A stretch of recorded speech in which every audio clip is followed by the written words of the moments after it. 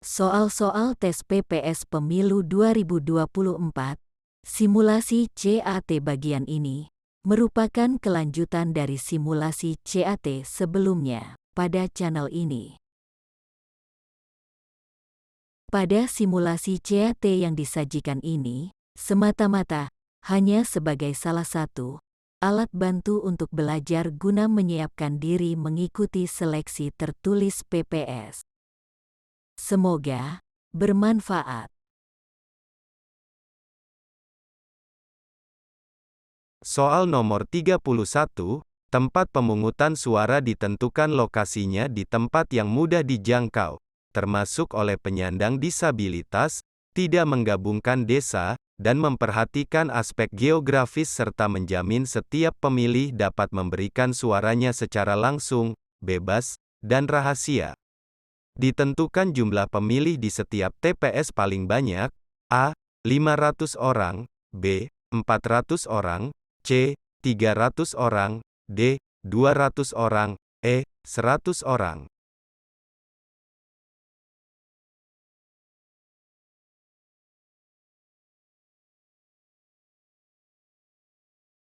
Sesuai dengan pasal 350 ayat 1 dan 2 Undang-Undang Nomor 7 Tahun 2017 tentang Pemilihan Umum, tempat pemungutan suara ditentukan lokasinya di tempat yang mudah dijangkau, termasuk oleh penyandang disabilitas, tidak menggabungkan desa, dan memperhatikan aspek geografis serta menjamin setiap pemilih dapat memberikan suaranya secara langsung, bebas, dan rahasia. Ditentukan jumlah pemilih di setiap TPS paling banyak 500 orang. Dengan demikian, jawaban terhadap soal nomor 31 adalah A, yaitu 500 orang.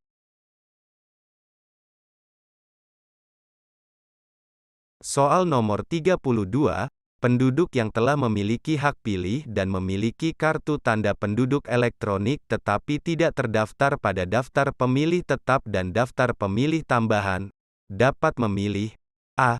Di TPS yang ada rukun tetangga rukun warga, B. Di TPS yang ada dusun, C. Di TPS yang ada desa, D. Di TPS yang ada kecamatan, E. Di TPS yang ada kabupaten kota.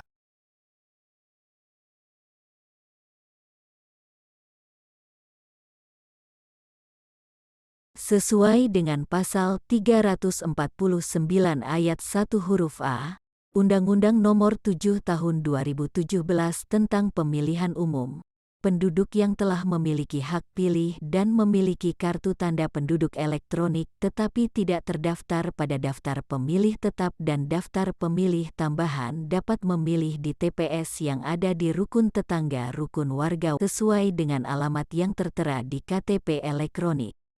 Dengan demikian, jawaban terhadap soal nomor 32 adalah A, yaitu di TPS yang ada rukun tetangga rukun warga.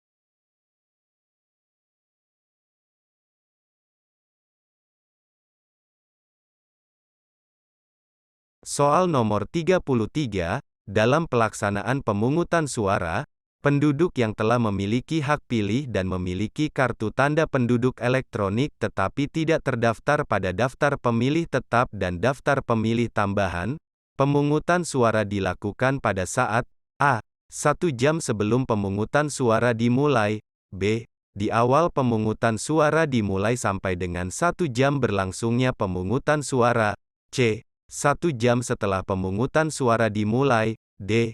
1 jam sebelum pemungutan suara selesai. E. Kapan saja selama pemungutan suara berlangsung.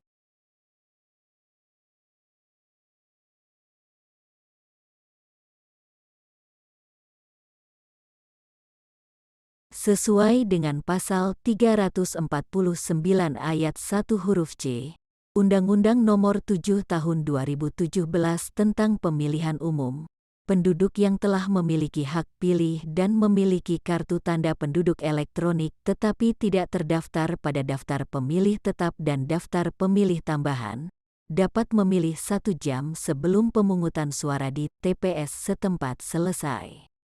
Dengan demikian, Jawaban terhadap soal nomor 33 adalah D, yaitu 1 jam sebelum pemungutan suara selesai.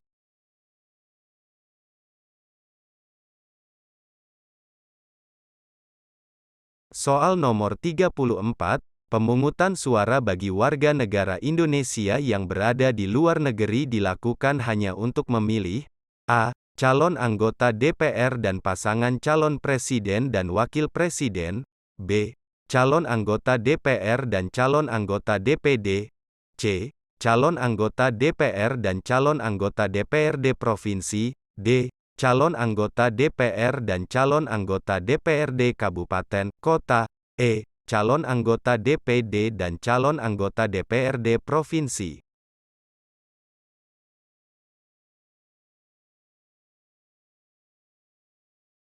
Sebagaimana disebutkan pada pasal 357 ayat 1, pemungutan suara bagi warga negara Indonesia yang berada di luar negeri hanya untuk memilih pasangan calon presiden dan wakil presiden dan calon anggota DPR.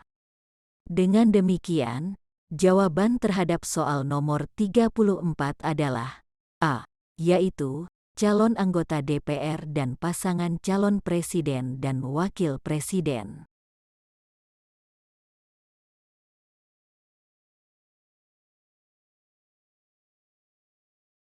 Soal nomor 35, penghitungan suara di TPS dapat diulang apabila terjadi hal sebagai berikut, kecuali A. Kerusuhan yang mengakibatkan penghitungan suara tidak dapat dilanjutkan, B. Penghitungan suara dilakukan secara terbuka, C. Penghitungan suara dilakukan di tempat yang kurang terang atau yang kurang mendapat penerangan cahaya, D. Penghitungan suara dilakukan dengan suara yang kurang jelas, E. Penghitungan suara dicatat dengan tulisan yang kurang jelas.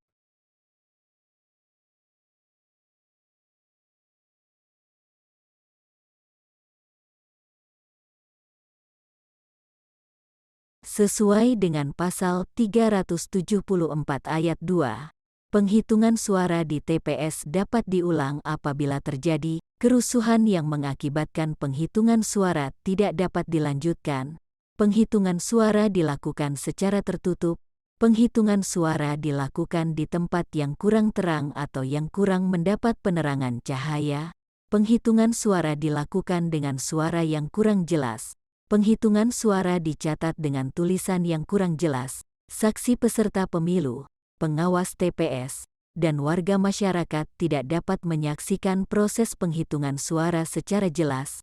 Penghitungan suara dilakukan di tempat lain di luar tempat dan waktu yang telah ditentukan, dan atau ketidaksesuaian jumlah hasil penghitungan surat suara yang sah dan surat suara yang tidak sah dengan jumlah pemilih yang menggunakan hak pilih. Sedangkan penghitungan suara dilakukan secara terbuka, tidak menjadi alasan, tetapi malah seharusnya dilakukan secara terbuka. Dengan demikian, jawaban terhadap soal nomor 35 adalah B, yaitu penghitungan suara dilakukan secara terbuka.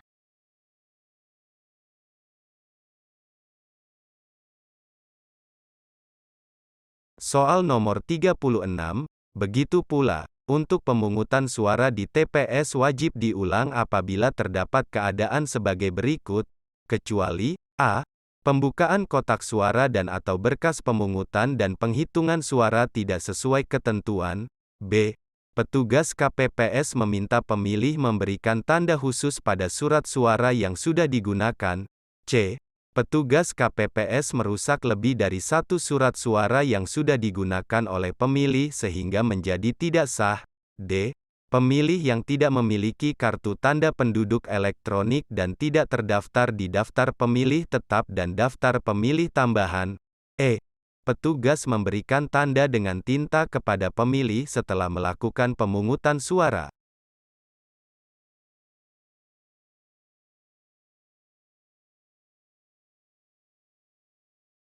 Sesuai pasal 372 ayat 2 Undang-Undang Nomor 7 Tahun 2017 tentang Pemilihan Umum, petugas memberikan tanda dengan tinta kepada pemilih setelah melakukan pemungutan suara, bukan merupakan hal yang wajib dilakukan pemungutan ulang. Justru ini merupakan salah satu kegiatan yang dilakukan oleh KPPS, sesuai Pasal 366 Ayat 1 Undang-Undang Nomor 7 Tahun 2017 tentang Pemilihan Umum, memberikan tanda khusus yang diatur oleh KPU berupa tinda kepada pemilih yang sudah memberikan suara. Dengan demikian, jawaban terhadap soal nomor 36 adalah E, yaitu petugas memberikan tanda dengan tinta kepada pemilih setelah melakukan pemungutan suara.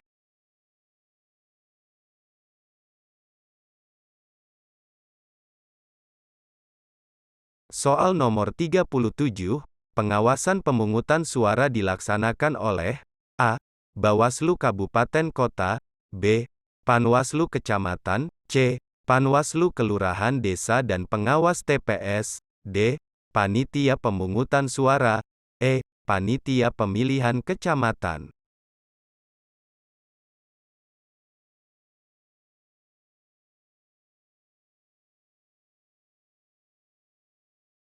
Sesuai dengan Pasal 351 Ayat 5 Undang-Undang Nomor 7 Tahun 2017 tentang Pemilihan Umum, pengawasan pemungutan suara dilaksanakan oleh Panwaslu Kelurahan Desa dan Pengawas TPS. Dengan demikian, jawaban terhadap soal nomor 37 adalah C, yaitu Panwaslu Kelurahan Desa dan Pengawas TPS.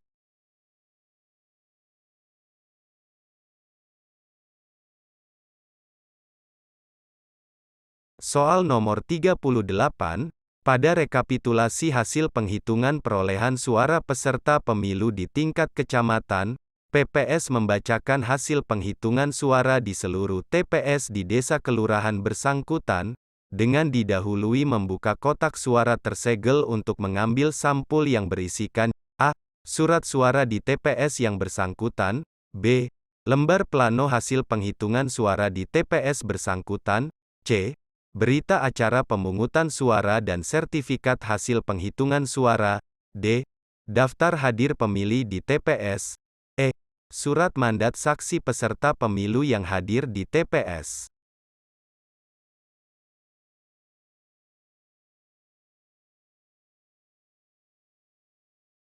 Sesuai dengan Pasal 393 Ayat 3 Undang-Undang Nomor 7 Tahun 2017 tentang Pemilihan Umum, rekapitulasi penghitungan suara di tingkat kecamatan dilakukan dengan membuka kotak suara tersegel untuk mengambil sampul yang berisi berita acara pemungutan suara dan sertifikat hasil penghitungan suara, kemudian kotak ditutup dan disegel kembali.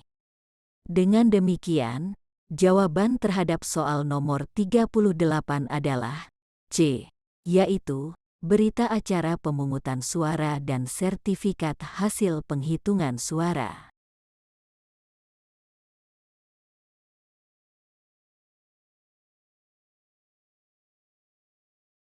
Soal nomor 39, untuk meyakinkan pemilih, peserta pemilu atau pihak lain yang ditunjuk oleh peserta pemilu, melaksanakan kampanye.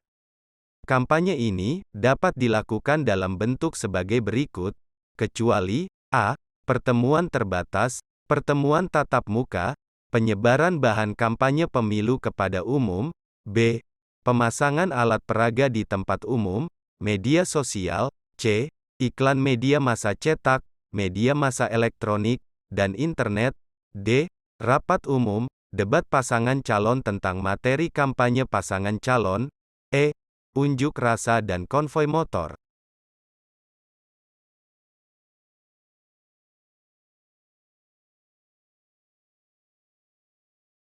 Sesuai dengan Pasal 275 Ayat 1 Undang-Undang Nomor 7 Tahun 2017 tentang Pemilihan Umum, kampanye dapat dilakukan dalam bentuk pertemuan terbatas, pertemuan tatap muka, penyebaran bahan kampanye pemilu kepada umum, pemasangan alat peraga di tempat umum, media sosial, iklan media massa cetak, media massa elektronik, dan internet, rapat umum, debat pasangan calon tentang materi kampanye pasangan calon, dan kegiatan lain yang tidak melanggar larangan kampanye pemilu dan ketentuan peraturan perundang-undangan.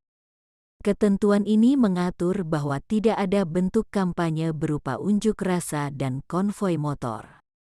Dengan demikian, jawaban terhadap soal nomor 39 adalah E, yaitu unjuk rasa dan konvoi motor.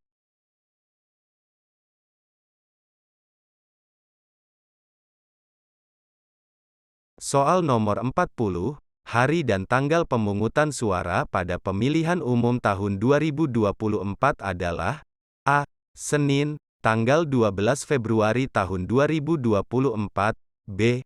Rabu, tanggal 14 Februari tahun 2024, C. Selasa, tanggal 9 April tahun 2024, D. Selasa, tanggal 7 Mei tahun 2024, E. Rabu, tanggal 5 Juni tahun 2024.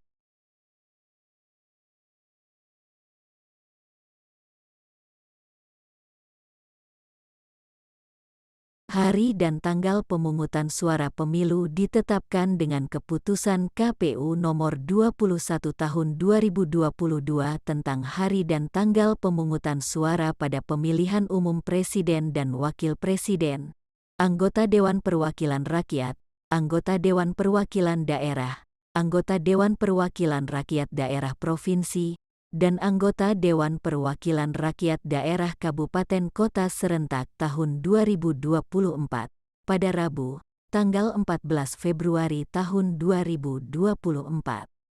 Dengan demikian, jawaban terhadap soal nomor 40 adalah B, yaitu Rabu, tanggal 14 Februari tahun 2024.